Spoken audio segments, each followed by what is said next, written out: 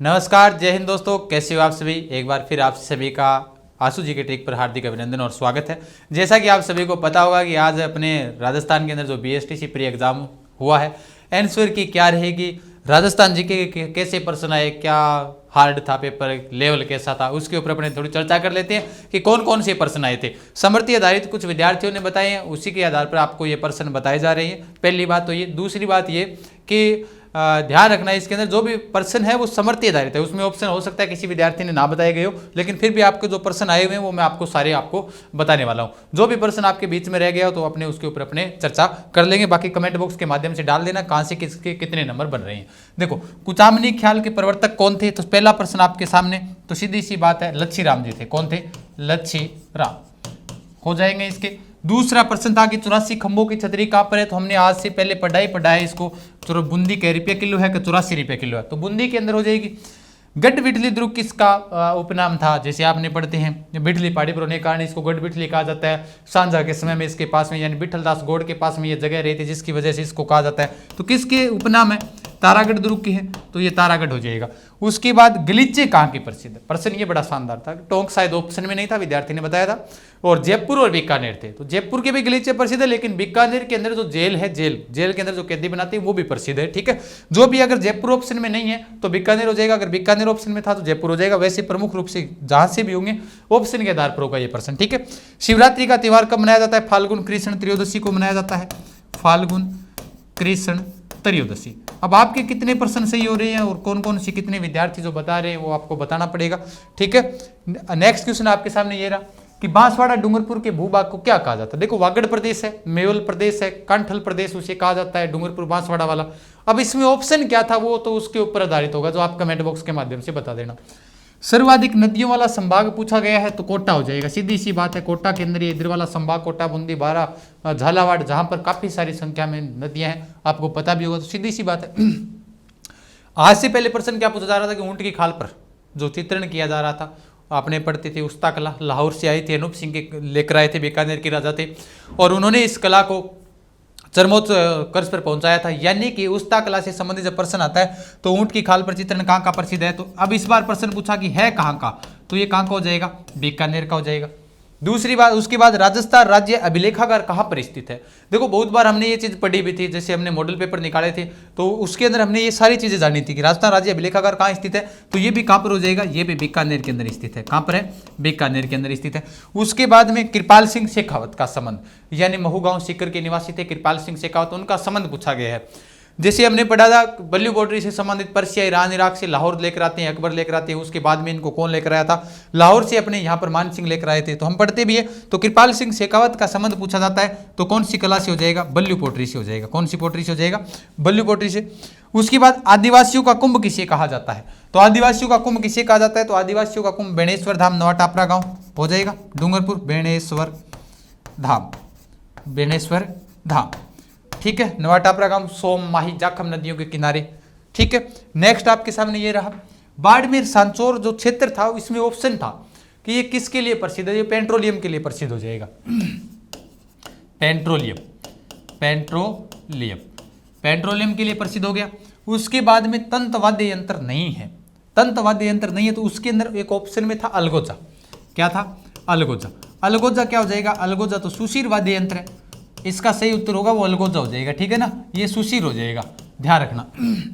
उसके बाद अजमेर का राजस्थान में विलय कब हुआ था, तो अजमेर का राजस्थान में विलय एकीकरण के 7वें चरण में हुआ था, यानी 1956। बहुत बार प्रश्न ये पूछा जाता है, क्योंकि बहुत विद्यार्थी इसमें कंफ्यूजन हो जाता है कि 1948 के अंदर हो गया था, लगभग 1949 के अंदर हो गया था, तो ये 1949 नहीं 1956 होगा। ठीक है, बालातल सभ्यता राजस्थान पुलिस में भी पूछा, यहाँ पर भी पूछ लिया कि बालातल सभ्यता किस जिले में है, तो इसने उदयपुर के अंदर हो जाएगी। कहाँ पर है?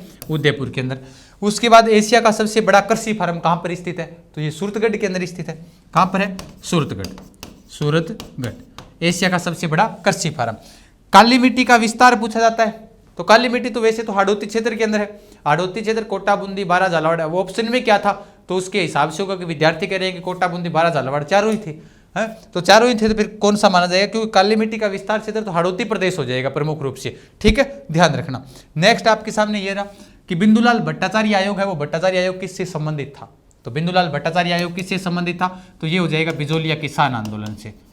किसान आंदोलन में हमने पढ़ा भी था कि एक दोनों आंदोलन पूछे जाते हैं। मैंने उस दिन भी कहा था कि एक तो ट्रेंच कमीशन, एक ये बिंदुलाल भट्टाचार्य आयोग, दोनों पूछे जाते हैं। अहि छतरपुर किसका प्राचीन नाम था? जांगल प्रदेश की राजधानी अहि छतरपुर रही थी, जो किसका प्राचीन नाम था? नागौर का। सीधा सा आसान सा क्वेश्चन है, जीके का प्रश्न एकदम पेपर आसान आया है। गंग नहर का निर्माण कब करवाया गया था? 1927 के अंदर करवाया जाता है, महाराजा गंगा सिंह के द्वारा करवाया गया था। किसान आंदोलन के अंदर भी अपने पढ़ते हैं अभियान कर वगैरह, वो तब इसको जाना भी था। विश्व का सबसे बड़ा सोलर पार्क कहाँ पर स्थापित किया गया था? तो बड़ला हो जाएगा। और बड़ला स्थान कहाँ पर है? बड़ला जोधपुर के अंदर हो जाएगा। ये लो, बड़ला जोधपुर हो जाएगा। उसके बाद में राजस्थान का राज्य खेल, राजस्थान पुलिस में पूछने के बाद यहाँ पर आया राजस्थान का राज्य खेल, बास्केटबॉल हो जाएगा, बास्केटबॉल।